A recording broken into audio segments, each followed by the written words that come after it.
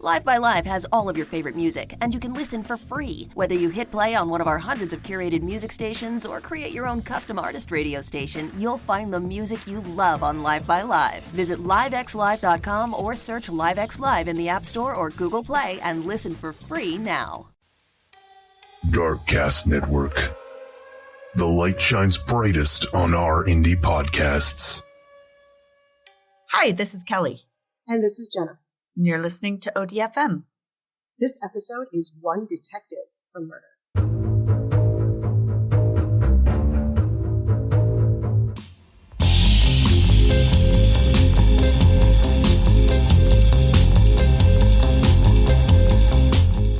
It is from the fine folks of Florida. Thank you, Florida. Again, they're giving. We could have a sideshow of just Florida episodes. Totally. I'm sure there is one. Somebody's got to have started something. Exactly. The Florida murder something. They're so good and they're so entertaining. I mean, it's sad that somebody has to die because of it. Right. Well, that at all, but... yeah, that's not. But yeah, there's some crazy ass weird stories. What is with it? Maybe it's in the water. They are surrounded by water. Yeah. On three sides, there's a lot of water. I mean, it's stressful. There's gators, there's pythons, there's people. There's hurricanes. People. Everybody's very edgy between the crocodiles and the and the people. And the people. It's really It's just you're on the edge of death all the time. Yes, totally. Okay. This takes place August 1st, 1989, Miami, Florida. Oh, yeah, Miami, baby. Oh, yeah. Miami. Like cue Will Smith. Yes. Okay. So. Yeah. I was trying to remember the background girls. Something, Ami. Exactly. Okay. 8:33 a.m., a man calls 911 and says, I need rescue. 2145 Northeast 124th Street. My wife was fucking around with a gun and she shot herself. That's a kind way to put that. Sorry. Right? Stupid wife. Exactly. This is Sergeant MacArthur from Homicide. Oh. The 911 operator asks, where is she shot? And he replies, in the head, please hurry. Uh-oh. Not good. Paramedics arrive a few minutes later and find 38-year-old Ted MacArthur performing CPR on his wife, 35-year-old Pilar. She's Spanish. I'll give you information later. Like Pilar. Cuban? Valencia, Spain, I believe is where she was born. Spain Spanish. So his 35-year-old wife, Pilar, is on the floor of the bedroom. He's performing CPR on her. 8 minutes later, Pilar MacArthur is pronounced dead from a single gunshot wound to her head. Oh, no. 8 minutes, huh? 8 minutes. Yeah, they got there and they were like, oh, okay. Lead detective Donald Slovanik, I hope I said that right. Sounds good. Was assigned to the case. He only knew Ted MacArthur by reputation. They worked in the same department, but they didn't know each other. Mm-hmm. Okay. You know? Right. They were associates. Associates, right. They didn't really know each other. They'd never really spoken to each other. They knew each other in passing-ish, I guess. Right. Ted tells Detective Slovanik that Pilar was asleep in bed, and he took a toy water gun and sprayed her with it to wake her up, which would not have gone over well with me. No. Oh, God. And maybe that's just a weird tool for putting water on someone. Like, I can imagine, like, a glass of water or a couple spray bottle. Yeah. But, yeah. Unless they had a real kooky, fun, crazy relationship, I would be pissed as hell if I was woken up from a dead sleep by getting shot with a water gun. I would be pissed. Especially in Florida, where there's gators. Where there's gators, right? Okay, so he said she's asleep. He starts spraying her with the water gun. As she's getting up, he goes into the bathroom to refill the water gun. So he emptied it on her. It's not like he just... Oh, my God. Right. He emptied... And it was like one of those little plastic 80s... It wasn't like one of those... Okay, it wasn't a super soaker. No. That'd be hilarious. Still, right? She's like drowning. Right, exactly. So he goes to the bathroom to fill the water gun. When he gets back to the bedroom, he says Pilar is holding his service revolver to her head. Oh, what? very weird reaction. She doesn't want to wake up that early. I mean, she's serious about it. She's like, I'm going back to sleep. If someone hit me with a water gun and I had access to a real gun and I was pissed, I wouldn't be pointing it at myself. Yeah, no. I'd be like, get back out here. The fucking gun down. Put the water. Empty the water. Right? Empty the water. Very weird story. Mm-hmm. So she's holding the police revolver to her own head. Okay. Pilar then said, "Don't worry, it's not loaded," and pulled the trigger. That doesn't sound very believable, dude. Sorry, no, but doesn't that? Yeah. No. Again, if he's waking her up with a water gun, what reason would she put a gun to her own? Right. Nothing about this made any sense. It's so upsetting. Right? I have to die. It was very Plus, weird. If it's his service revolver, wouldn't it always be loaded? I would think, but I don't know. And shouldn't it be locked somewhere? That would be nice. It was just there. It was many strange things about this, right? Yeah. Already, I'm like, this is already sounding rough. So Ted then says that he immediately called 911, and then he picked up Pilar from the bed and laid her on the floor and began performing CPR until the paramedics arrived 8 minutes later. Oof. Okay. Pilar had a single gunshot wound to the left side of her head. Ooh. At the scene, detectives found the water gun, Ted's police revolver with 1 empty cartridge in the chamber, and 5 unspent shells on the nightstand. On the nightstand. Okay. Right? So Ted said he figured that Pilar thought that she had emptied the gun and didn't realize there was still a bullet in the chamber. Oh, yikes. But here's the thing. Pilar also worked in law enforcement. She was a corrections officer and was trained in the use of firearms. She obviously knew to check for one in the chamber. Right? It's not like she didn't know about them. And also, as several people in the documentary thing that I watched said, they're like, people in law enforcement don't fuck around with guns. Like, they don't play with guns. You know better. It's not a toy. Right. Yeah, it's not like the general public. The other thing is that Pilar was right-handed, and so she had apparently shot herself with her left hand. Yeah. Very, very, very large red flag. That does not happen. Right? I mean, lots of weird stuff here, right? Ted's hands tested negative for gunpowder residue. Right? They're like, okay, well, that was our first thing was let's check his, right? How easy is it to wash off? I've always wondered that. I have too. Apparently, it's not terribly difficult. Although they didn't specify how, but anyway, we'll get to that. But happy birthday song twice. There you go. Exactly. Yeah. It's just like COVID. It's just like trying to wash for COVID. You know, you can't just do the run them underwater for a second and dry them off. But Detective Slavonic wasn't about to just take Ted at his word, even if he was a fellow cop. He was like, nope, I'm doing my job. Right. Good. Okay. So he began questioning the MacArthur's friends and families and family and coworkers. You know, he did his due diligence. He wasn't just like, well, this is a sergeant, so I'm going to obviously this is what happened. So that was, plus, like I said, there was a couple strange things about the story from the get-go that was like, I'm not just going to take your word for it. I need to look at it. And Pilar was also well known, not necessarily in the homicide department, but she was known to other people and she had lots of people really liked her. She was very lovable. And so it was just like, it makes more sense to check it. Pilar Sones, Sones. Okay. I'm assuming that's how you pronounce it. Sure. She was born October 12th, 1953 in Valencia, Spain. I like her already. Right? Her father was a fisherman and her mother was a maid. In search of better jobs, her parents moved Pilar and her older sister Carmen to Paris, France when they were little. So she was born in Spain and then they moved to France and she got all of her schooling in France. Wow. She spoke like 3 languages. She sounded really freaking cool. That's awesome. So after she finished school in Paris, she followed Carmen's footsteps and moved to the U.S. And landed in Boston, and she took a job as a nanny. Perfect. While she was a nanny, she met Theodore MacArthur, who was a motorcycle policeman. Ooh, Chips. Yeah. Hi. Maybe she had a thing for Eric Estrada, and she was living out her fantasies. She's like, this is real life. Look at that mustache. Baby. He did not look like Eric Estrada. I will post pictures. He was not an Eric Estrada type. He was white bread all the way. It's hard to fill that void. It really big is. Shoes.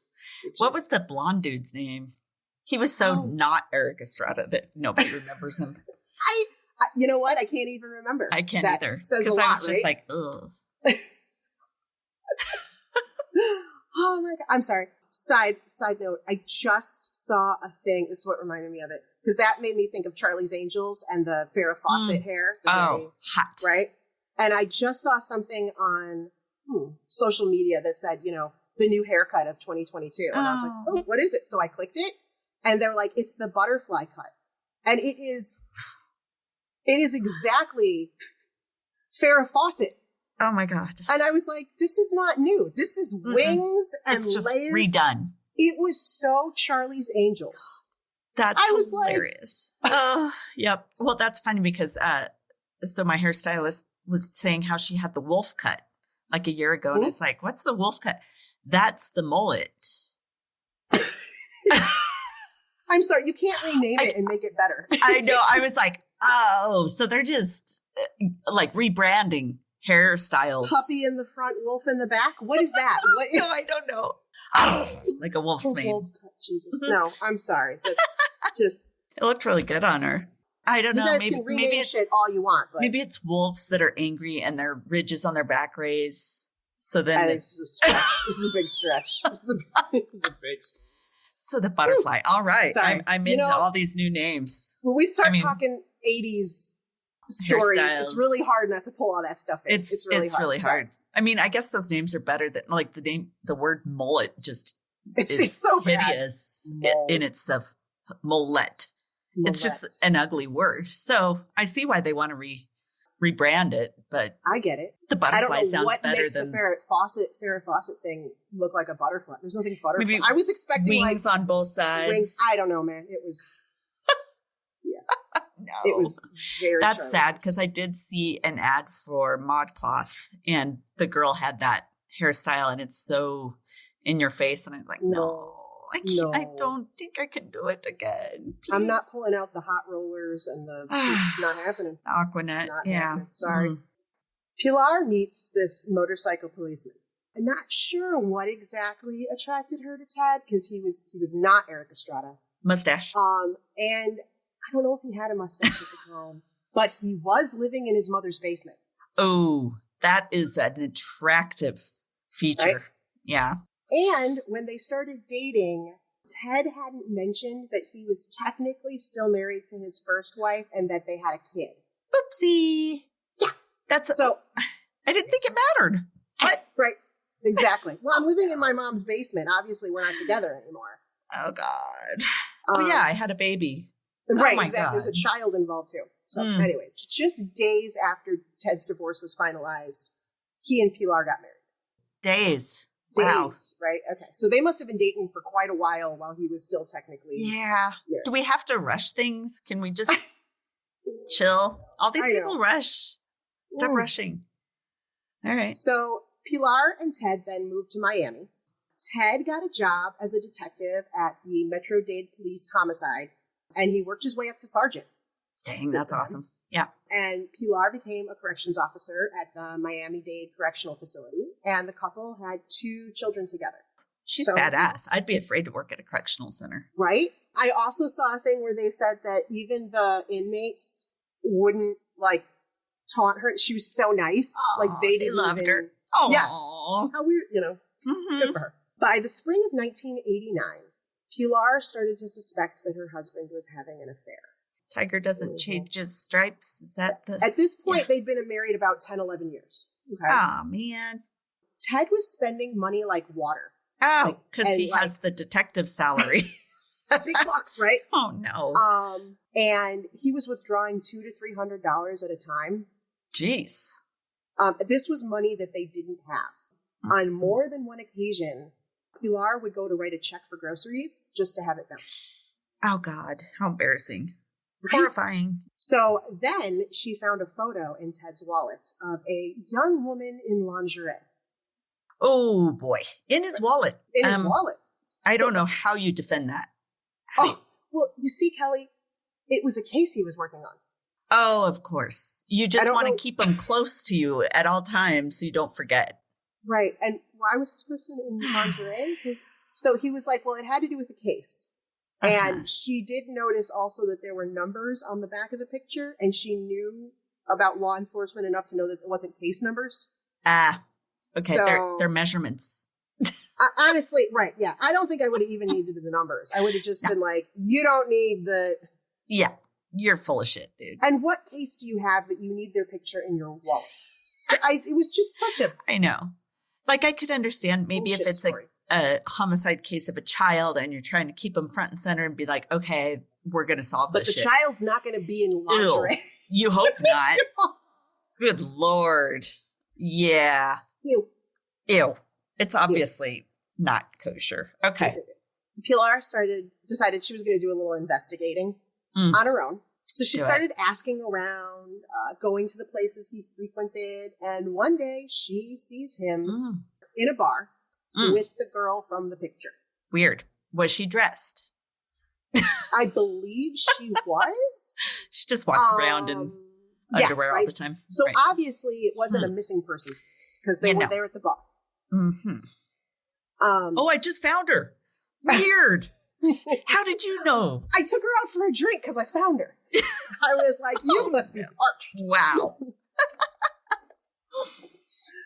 So they didn't go into details about what happened when she found them at the bar or anything. All I know is that Pilar and Ted decided that they wanted to save their marriage.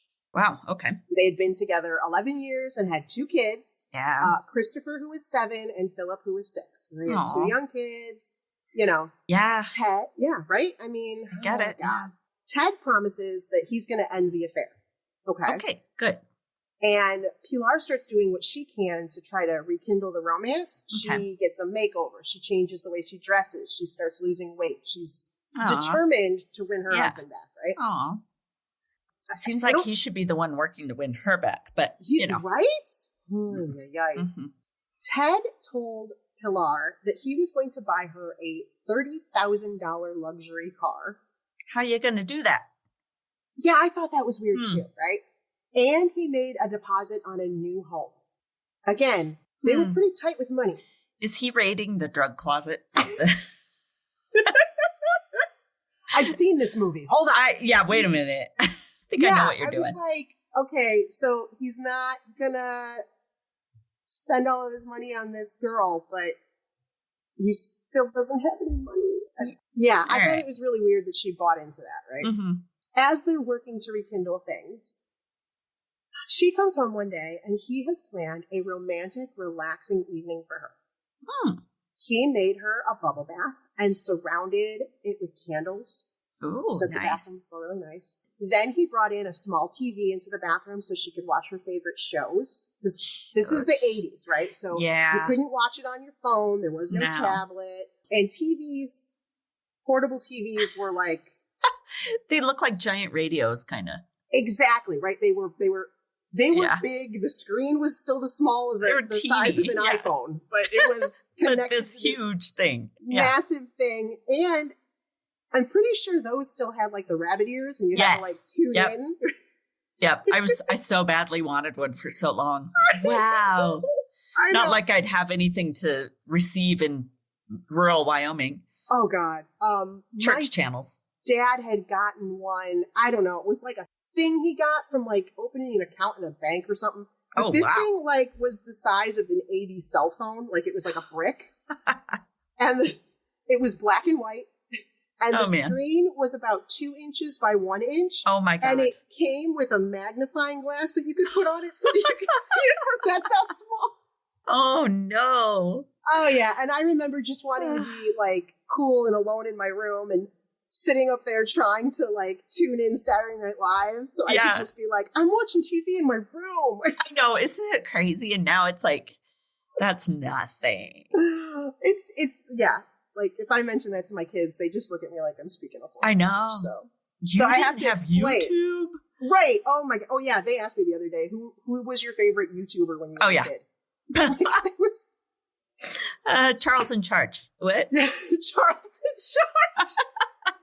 I have to mention that this is an actual physical thing that was not wireless. It had to be plugged in. Right. Ooh, this yeah. TV, right? Like not good around water.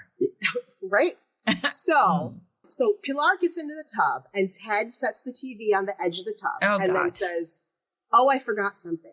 And as he turns to leave the bathroom, he bumps the TV and it falls into the tub. And Pilar had great reflexes, and apparently she kicked it out before it went underwater. Oh.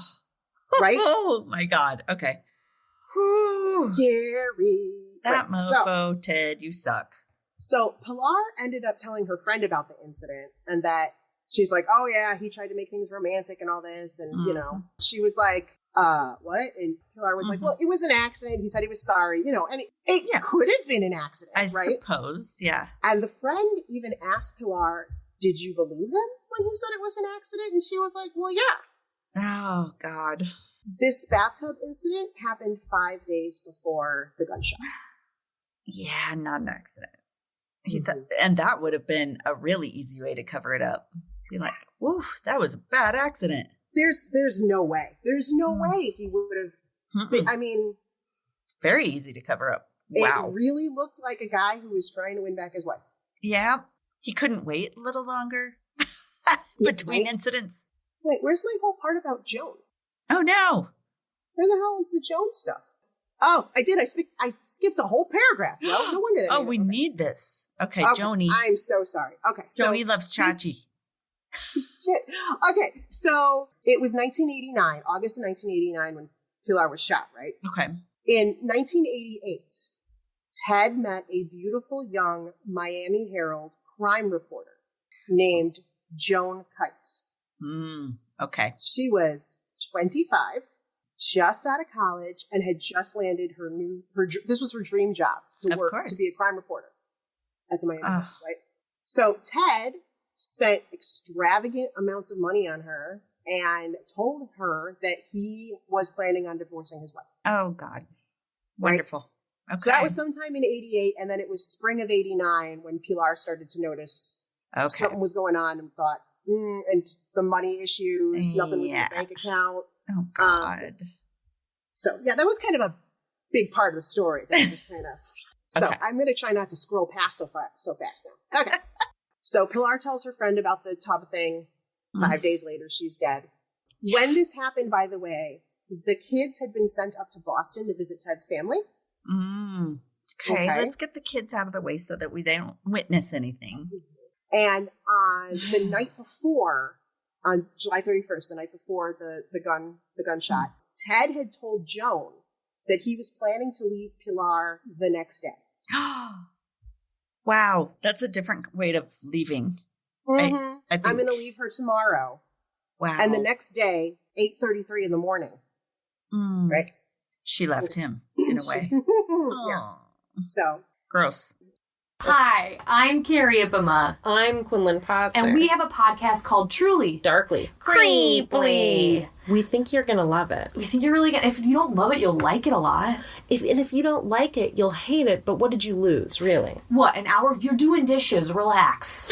Calm down. Calm down. But don't relax too much. Those dishes do need to get done. They do need to be done. If it's true, if it's dark, if it's creepy, we talk about it. It qualifies. We talk cults. We talk heists. We talk paranormal. Kidnappings. Aliens. Ghosts. And murders. Serial killer. You know, the typical fare. More importantly, we have fun. If you want to have fun, come on down. It's free. What are you very losing? Casual. Wear whatever you want. Show up whenever you want. Hey, no shirt, no shoes. Yes, podcast. So listen to Truly Darkly Creeply wherever you download podcasts.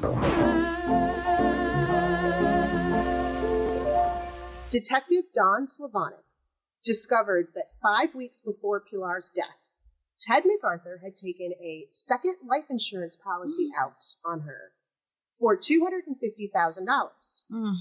So with that and the life insurance policies that they already had on each other, he stood to collect $470,000 in the event that Pilar died accidentally.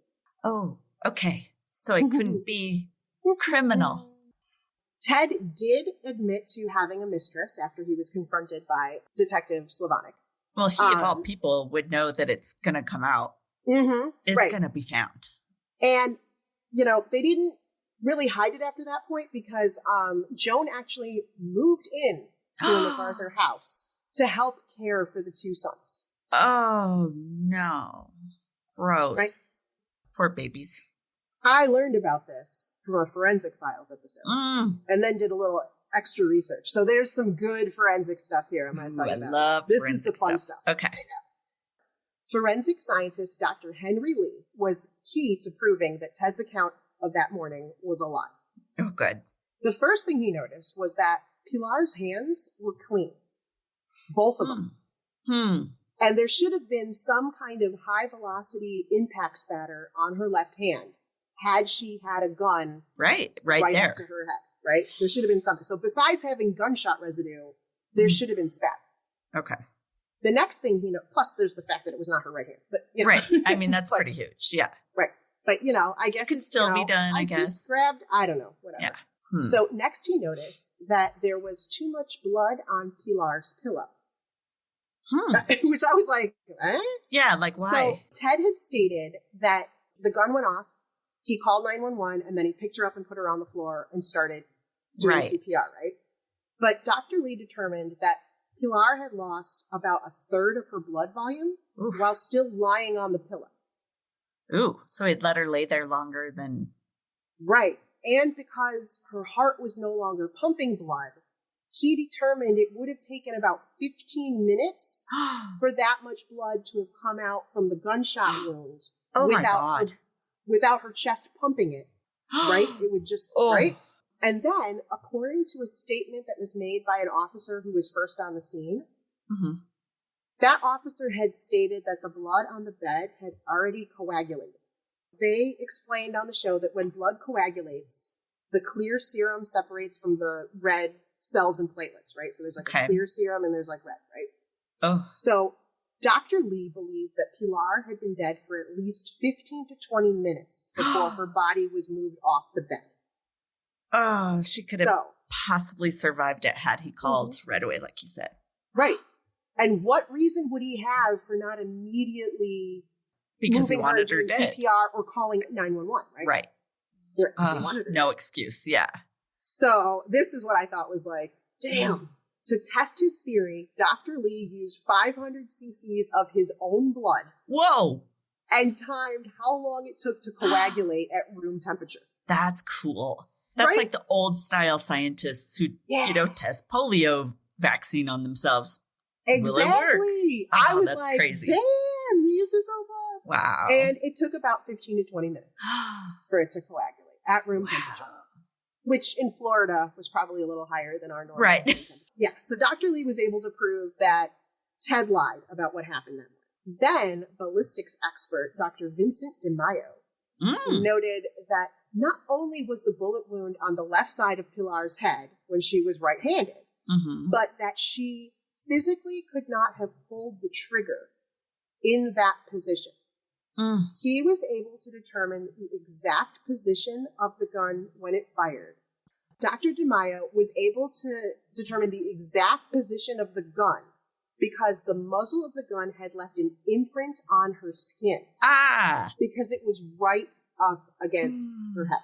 So when he recreated the angle of the gun, he discovered that to hold it that way, her hand would have been twisted in a position where all of her tendons in her hand would have been stretched, and she physically would not have been able to pull the trigger with her finger.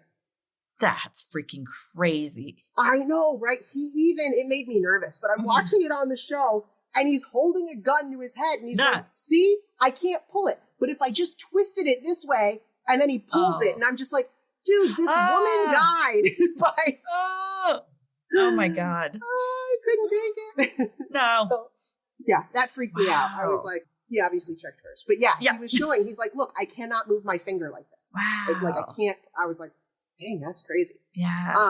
So that proved that Pilar could not have died by accident or suicide. Someone else had to have fired the gun. Who's he going to blame it on now? I think it's all on ideas. Oh, dang it, Teddy. So Sergeant Ted MacArthur was charged with first-degree murder. At the trial, prosecutors argued that on the morning of August 1st, 1989, Pilar was sleeping on her right side when Ted fired a bullet into her left temple. Then he took the remaining bullets out of the gun and put them on the nightstand. Then he wiped the gun for any fingerprints, right? Okay. And then carefully washed any gunpowder and blood residue off of his hands. Yeah. So, and we know he had time to do it very carefully. Oh, yeah. Because they estimated all of this took about 15 minutes. Yeah. And long enough for her blood to coagulate. Exactly. Long enough for her blood to coagulate. Then after he moved her body to the floor, then he called 911. Mm-hmm. So in court, Ted stuck to his story of the events of the morning. He had no explanation to give for why her hands were clean or why there were no fingerprints on the gun. Of course not. No. Because that was the story I came up with, and I can't change my story now. Oh, yeah. He was super cocky. He was positive he was going to get acquitted of all things. You know, he was... Yeah, it happens to a the lot. Point, so. This is pretty cocky. To the point that he and his lawyer decided to skip giving a closing argument. What? Yeah, they were just like, I don't think they've proved their case. We're what kind of sense does that make? A murder trial, dude. This isn't like civil court or something. Oh my God. What a cocky he was, right? So, but the jury did find him guilty of first-degree murder. And he was sentenced to life in prison. He still maintains his innocence. And I also found out that in prison, he has acquired several tattoos. One of them that actually says Pilar. Almost like the tears that people get for each person they've killed, but his is actually her name. That's Isn't just that also vile. Yes. Yeah. How dare you? You don't deserve that. I know. That's how I feel. Like, really? As for Joan Kite, the Miami mistress? Herald, the mistress, whatever she was, This pretty much ruined her career. I could see that. Yeah. She lived with Ted and his kids for about a year, and then found out that he was dating other women on the side. Oh, great! Right? If he's not good enough with, or she's not good enough with 25-year-old, 26-year-old at this point, like it's I don't never know, gonna end. Yeah. Why even try to be in a relationship for him? You know, just so. Apparently, he just started using her as like a nanny. That's horrible. Take care of my kids, right? And ruined her life in the process. Ruined her life. So she was fired from the Miami Herald because her relationship with a police officer was a professional conflict of interest. Absolutely. So, I believe now she teaches and is very blunt about don't do what I did. This is exactly what happened. I feel bad for her. Well, you know, and at that age, you're so young and easy, a little bit more easy to manipulate. I don't know. I feel like I'm manipulated every day. Don't even know it. Like dirt. Yeah, right. What? Right. Yeah. I feel bad for her, but you know, it's. I mean, she did know that he was married. She was aware of that. Okay. You know, I mean, I still feel bad for her because, I mean, to ruin your whole future. I made it at 25. Oh, good. God. I know. I'm so glad there wasn't like social media and shit. I know. It's so easy for them to ruin their lives. It sucks. My God. Right. So that's how that went down. Wow. Like I said, he still maintains his innocence. Seriously. I didn't really get into it, but I did see that there were some news articles that based on this and some of the things that he said, they're actually going back over some of his cases. To see if they fixed him or something. Like, because they just don't think he's a very trustworthy person anymore. Oh, right. Of course. So, I didn't really go into all that, but I was just recheck this shit. Oh, no. Yeah. Oh, how many of them are there like that? Yeah. Hopefully not many. I hope there's not a lot, but You would think a detective would know better? Yeah. Oh, of anyone. I mean, they're going to look into my background and shit. They're going to figure it out. Also, I mean, I will say the bathtub thing, that could have worked. That was pretty brilliant. That could have worked. Right. But you can't, he's just like, I got to get this done now. Like instead of waiting and trying to find a better option, I don't know, like divorce. I still am stuck on how waking her up with a water gun would have caused evolved to her committing suicide. Like, seriously, like, if you really wanted to go with that story, more realistically would have been she picked up the gun and was like, dude, I got shit sleep. Fuck you. Yeah, like, and then he shot her in self-defense or something. That would have made more sense. Yeah, I just, oh my God, I just can't. Doofus. Anyway, so one detective tried to lie about it, and the other detective did not. Figured it out. Yes, didn't give up. Good, fishy. I'm glad he didn't. Yeah, I'm glad too. Because it would be easy. Like we're brothers in the force. Exactly. I bet you he was depending on that. He was depending on them to be like, oh, we're just going to take your word for it. Totally. Unfortunately, it happens, but glad it didn't this time. Ha-ha. All right, I'm going to tell you my sources really quick. So there is Forensic Files Season 8, Episode 20, All the World's a Stage. I don't really understand. Right. I was the title. I was like, was there another? Because honestly, when I started watching it, I was like, was she a dancer? Like, I was trying to figure out. I don't get the title. Yeah. Okay. So anyway, so that was the name of it. Okay. Then there was ForensicFilesNow.com and also Tampa Bay Times article called "Love of a Cop, Murder of a Wife." Ooh. By Laura Griffin at TampaBay.com. That's a good job, Laura. I like it. Oh, that's awesome. So funny that I got my information from the Tampa Bay Times and not the Miami Herald. Yeah. But whatever. Yeah. I mean, they were like, we don't want to talk about our own reporters. Yeah, I didn't see anything on the Miami Herald. I don't know. But all right. Well, thank you guys for listening to another fun-filled story from Florida. From Florida, yes. I was going to say we need to start working on season 4 stickers. Oh, yeah. And as we close season 6. Yeah. We're on season 4. So if anyone has some ideas, either ideas for stickers or you would like to create some art and send it to us, we will absolutely give you credit. And free stickers. Oh, for sure. Absolutely. Yeah, I would love to see what they come up with. So it'd be a good time to go back and re-listen to season 4 to see if there's any ideas I have you can to go come back back and with. re-listen to season 4. Same. I don't even remember anything. And on we go. Well, thank you so much for listening again and keep up with us, please. Yes. Thank you for those of you who have reached out and made comments on Facebook or Instagram or whatever and, said that, oh, I love listening to that or that was funny. It makes our day. It does. It really does. We read every single one and we love it. Oh my gosh, we do. We absolutely do. Oh God. All right. Well, thank you everybody. And we will see you next week. See ya. Stay odd. Stay odd. Hey Oddies, thanks for listening to another episode of ODFM. If you're a longtime listener, hey, we cannot thank you enough for your continued support. And if you're a new listener, thanks for giving us a try. If you like us, please drop us a like, subscribe, or rate us so we can share our stories with more people around the world. And if you'd like more information, like links to our podcast and socials, along with our Patreon fan page, those links are all on Linktree under ODFM Podcast. That's linktr.ee/ODFM Podcast.